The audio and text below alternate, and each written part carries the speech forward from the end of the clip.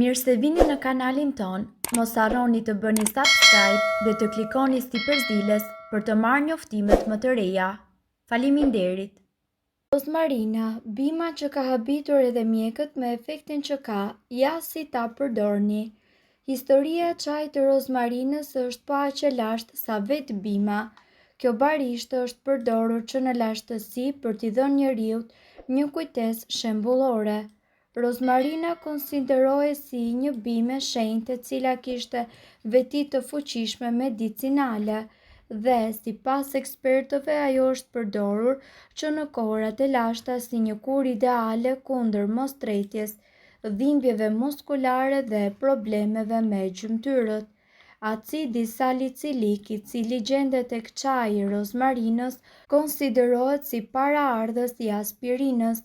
Kjo është arsyeja pse çaji i rozmarinës është kaq i suksesshëm në parandalimin dhe në trajtimin e problemeve të artritit dhe njëkohësisht të reumatizmës. Çaji i rozmarinës është i pasur me substanca të cilat luftojnë mikrobet dhe njëkohësisht bakteret. Këto përbërës e bëjnë çajin ideal kundër disa problemeve me lëkurën. Vlerat shëndetësore të çajit të rozmarinës: forcon trurin. Çaji i rozmarinës përmirëson qarkullimin në tru dhe performancën e tij. Ai përmban një ushqyes të quajtur acidi karnosik, që është një antioksidant i fuqishëm që mbron neuronet nga dëmet e shkaktuara prej radikaleve të lira. Kundër aromës së rëndë të gojës. Nëse vuani nga aroma e rëndë e gojës edhe pasi e keni larë atë, atëherë ju duhet që të përdorni çaj rozmarine. Pini një gotë me çaj çdo mëngjes përpara se të dilni nga shtëpia dhe thuajini erës së keqe lam të mirë. Personat të cilët kanë irritime të mishrave të dhëmbëve si pasojë e larjes me furçë të fortë, tashmë munden që ta kenë një zgjidhje. Ndaj rekomandohet që çajin ata ta konsumojnë menjëherë pasi të kenë larë dhëmbët në mëngjes. Gjithashtu, çaji i rozmarinës është shumë i mirë edhe për njerëzit të cilët vuajnë nga problemet respiratore. Ai ndihmon kundër bllokimeve të ndryshme, infeksioneve, dhimbjeve të fytit, virozave dhe alergjive. Çaji nga ana tjetër ndihmon edhe kundër dhimbjeve të kokës që shoqërojnë problemet e ndryshme shëndetësore, siç mund të lidhen me frymëmarrjen, probleme me stomakun e të tjerë. Çaji i rozmarinës përdoret edhe për problemet me mëlçinë. Ekstraktet e bimës në veçanti janë shumë të dobishëm kundër këtyre problemeve. Si të përgatisni çajin e rozmarinës? Përgatitja e këtij çaji është shumë e lehtë. Përbërësit e nevojshëm janë një filxhan me qumësht, një degë me rozmarin të tharë ose një lugë gjelle me rozmarin të thatë, një lugë çaj me mjaltë. Ndajeni degën e rozmarinës në 4 pjesë, 3 prej të cilave hidheni në një tenxhere me qumësht dhe lëreni që të zjejnë së bashku.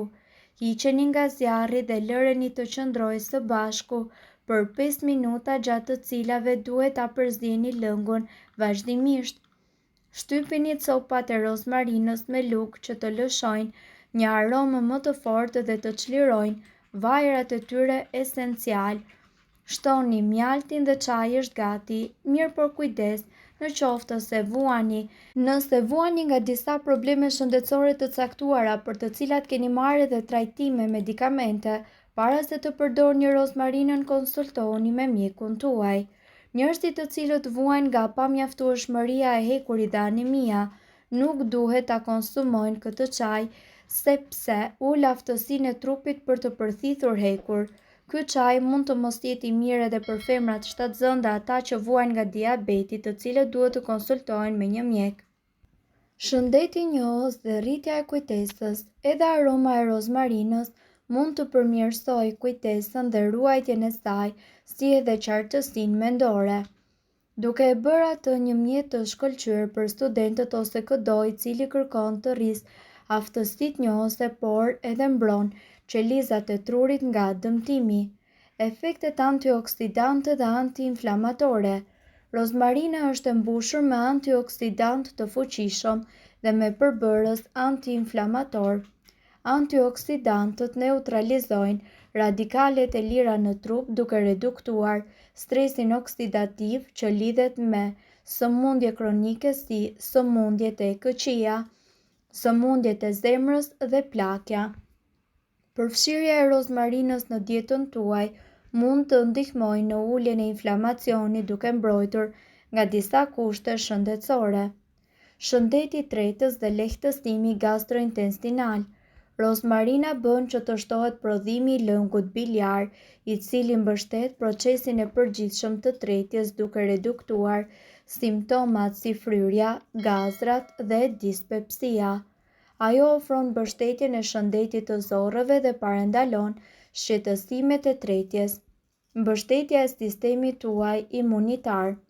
Përdorimi i vajit të rozmarinës ose pirja e çajit të rozmarinës gjatë sezonit të ftohjes apo gripit mundet që të sigurojë një mbrojtje shtesë kundër këtyre sëmundjeve të zakonshme. Nga ana tjetër, kemi të bëjmë edhe me shëndetin e rrugëve të frymëmarrjes.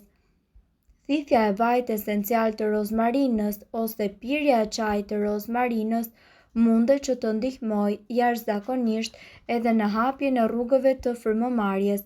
Kjo është veçanërisht e dobishme në trajtimin e kollës, ftohjes dhe infeksioneve të tjera të frymëmarrjes.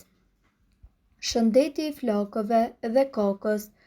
Vaji i rozmarinës është i njohur për stimulimin e gjendrave të flokëve duke nxitur rritjen e flokëve dhe duke parandaluar edhe rënien e tyre. Masazhimi i rregullt i vajit të rozmarinës në skalpin e kokës gjithashtu mundet që të ndihmojë në mbajtjen e skalpit të shëndetshëm dhe pasbokth. Shëndeti kardiovaskular. Rozmarina ndihmon në përmirësimin e qarkullimit të gjakut, i cili është jetik për shëndetin tuaj kardiovaskular.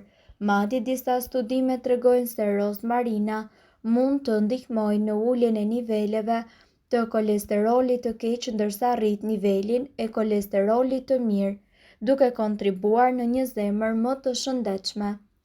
Shëndeti mendor dhe lehtësimi i stresit. Aroma e rozmarinës është treguar se e zvogëlon nivelin e hormonit të stresit, si edhe ofron qetësinë e duhur dhe përmirëson humorin.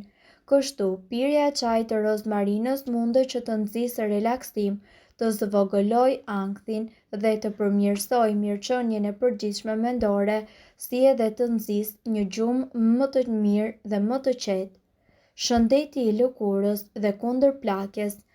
Antioksidantët të cilët janë të gjendur tek rozmarina munden që të ndihmojnë në luftimin e shenjave të plakjes dhe përdorimi i vajit të rozmarinës mundet të ndihmojë në ruajtjen e një çere mërinore dhe e mban lëkurën të hidratuar. Menaxhimi i peshës. Rozmarina njihet edhe për stimulimin e metabolizmit duke ndihmuar trupin tuaj që të djegë kaloritë në një mënyrë akoma dhe më efikase, dhe aroma e saj vepron si një shtys natyrale për oreksin, duke ndihmuar në reduktimin e dëshirave të mbingrënies. Mirë po duhet të dini, informacionet në këtë video kanë për qëllim të plotësojnë dhe të mos zëvendësojnë këshillat e mjekut tuaj, dhe nuk kanë për qëllim të mbulojnë të gjitha përdorimet e mundshme, masat paraprake, ndërveprimet ose efektet negative. Informacionet në këtë video mund të mos i përshtaten rrethanave tuaja shëndetësore, prandaj para përdorimit konsultohuni me mjekun tuaj. Nëse ndonjë prej këtyre përbërësve ju shkakton alergji, e mira është që të mos i përdorni këto receta të mjekësisë alternative. Nëse doni të dëgjoni videot tona që ne postojmë çdo ditë, kliko subscribe. Ju ftojmë gjithashtu të bëni like në videot tona nëse i keni dëgjuar dhe pëlqyer ato. Faleminderit që e patë videon ton. Shpërndajeni këtë video në profilin tuaj në mënyrë që të informohen edhe shokët tuaj. Faleminderit.